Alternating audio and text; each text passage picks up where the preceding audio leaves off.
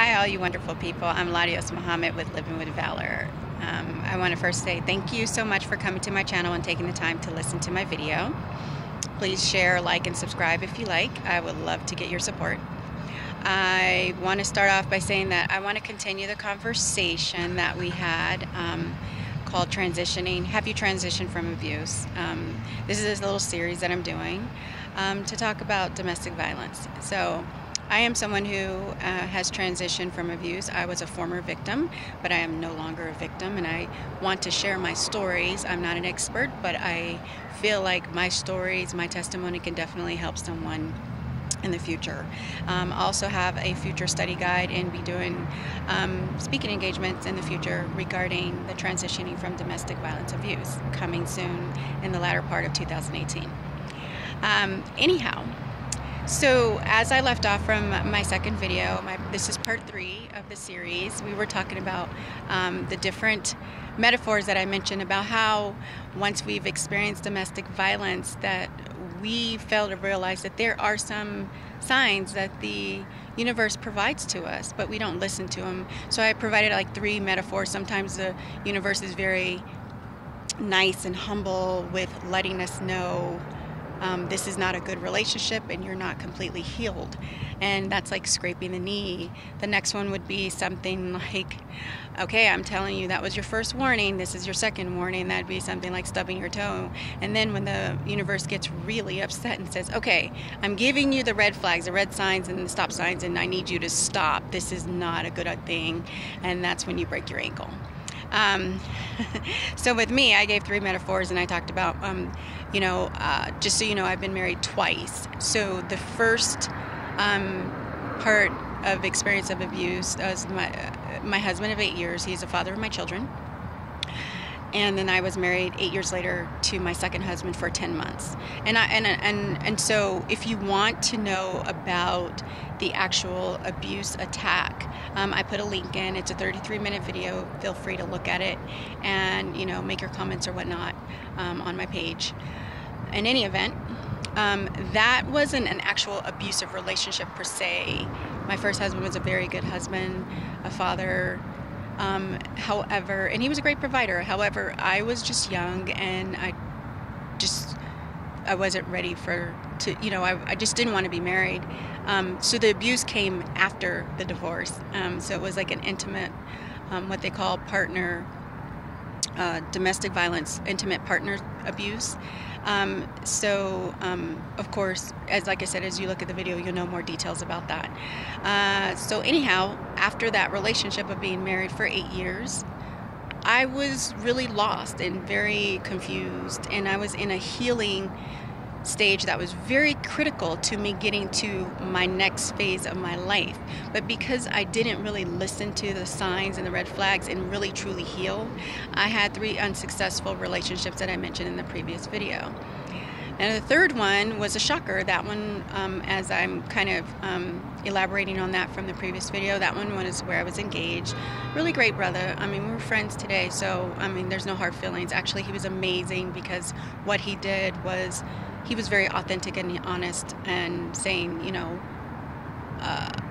didn't want to get married. I wasn't really fond about how it went down, but I was fond because it woke me up to a point that I said, wow. I had to end up apologizing to him a couple years later, saying, I have to apologize to you because I was just wanting to get married just to get married, because that's all I knew, and I wouldn't have truly given you the love that you deserve. So I thought that was a very interesting relationship.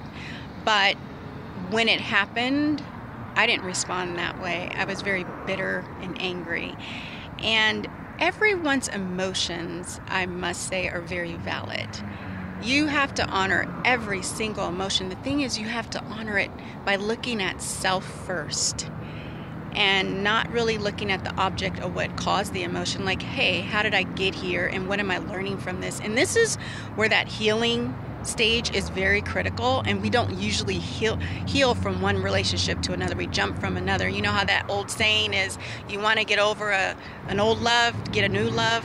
Hey, for some people that might work, but all you're doing is adding more residue and more layers to the onions and not really dealing with self, and that's what we need to do. So I became very bitter and angry, and I ended up, 4 or 5 months later, after my engagement or wedding, whatever, was called off, in a rebound relationship. And this guy was really amazing. I liked him too. But I actually was at a mature level after about 5 or 6 months of dating. I said, hey, this is not going to work, and I really don't see a future with us. And then I ended up shortly after that, maybe 6, 7 months, getting a relationship with an old flame. Now, here's a cycle that you have to recognize, is that when you do stuff like that, you have to really look at yourself, because now I'm backtracking. Why am I with an old flame? I already knew that it wasn't going to work, but what I was doing was putting myself in, because I was bitter and angry, in a very safe position of being comfortable. Like, I knew it wasn't going to work. The guy was married. Now, he wasn't married on paper, but he was in a relationship, and they were married as far as I was concerned. So I knew going in. Yes, I know you guys are going to hate me for that, but I'm okay with expressing that. This is not about the judgment of me being what people call today a side chick, because it wasn't even like that. It was really a relationship. And, of course, he made promises, probably ones that he really wanted to keep, but God forbid, thank you, I didn't go in that direction. But, after some time, I had to say, this is not healthy for me. You're leading me on, you're stringing me along, and I broke it off. And, but when I'm looking back, I realized that relationship, those two were those were comfort. It's like eating comfort food when you're sad and depressed. You go to where you're familiar, and I was very familiar with that. So it was okay. I felt like I really was, my heart was shut down. I wasn't really trying to find a relationship that was healthy. I was going to something what I was used to, because I really didn't want to deal with myself. But when you don't deal with yourself, this is where the problems come in, and this is where the continuous cycles, and this is when the universe says, okay, you're not listening to me. I'm going to show you that there's something that you really need to learn about yourself. Now, of course, I got out the relationship after, on again, off again for a year with this brother. And then I started to really start focusing on myself and start healing. But I still was angry. I still was bitter. And water seeks its own level. Okay? What that means is you can only attract what you are. You think you're healthy, but the universe will still show you you're not ready yet. And it did. And when the universe showed me, boy, I still wasn't listening to the red flags in my next relationship, which was my second husband.